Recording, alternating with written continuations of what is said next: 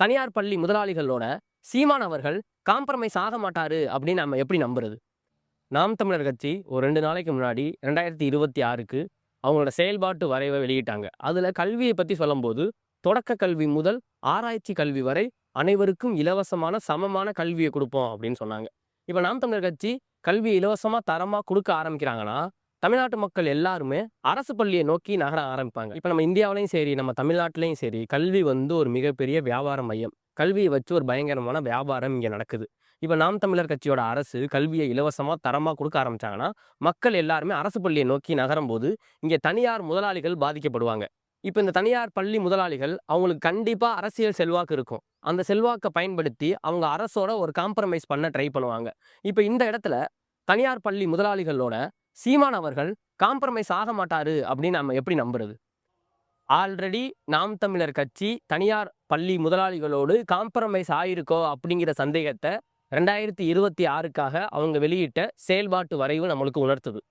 இப்ப 2026ல நாம் தமிழர் கட்சி வெளியிட்ட தேர்தல் செயல்பாட்டு வரைவுல தனியார் பள்ளிகள் அப்படிங்கிற ஒரு தலைப்பு இருக்கு. அதே மாதிரி 2016லையும் நாம் தமிழர் கட்சி செயல்பாட்டு வரைவு வெளியிட்டாங்க.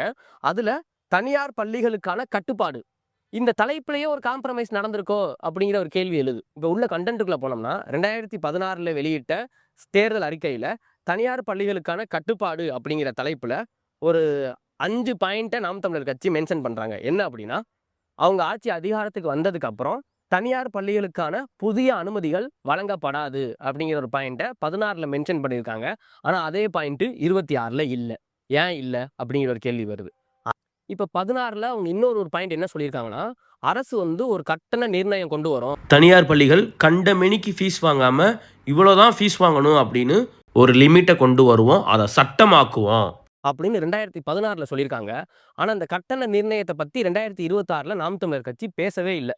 இன்னைக்கு நம்ம தமிழ்நாட்டில் இருக்க பெரிய பிரச்சனை, நம்ம மக்கள் கல்விக்கு செலவு பண்றத ஒரு செலவா பார்க்கறது இல்லை. அவங்க அதை எப்படியோ சமாளிச்சிருவாங்க. ஆனா என்ன பிரச்சனைனா, இங்க இருக்க தனியார் பள்ளிகள், தனியார் முதலாளிகள் அதிகப்படியான கட்டணம் வாங்குறாங்க. அதுதான் பிரச்சனை. அதை தான் தடுக்கணும்.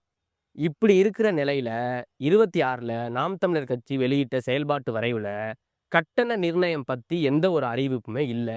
2016ல இருந்த அறிவிப்பை 2026ல தூக்கியிருக்காங்க.